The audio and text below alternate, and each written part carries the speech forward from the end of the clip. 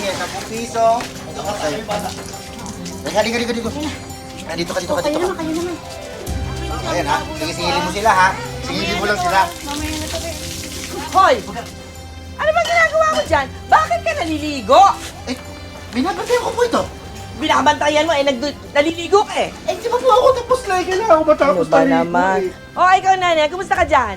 Okay lang po, Lola. Magbabayad naman po sila ng 5 piso eh.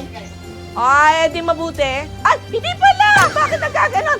Tinuruan mo ba yan? Bakit kayo nagbebenta ng tubig? Magagalit sa inyo si Lolong yan.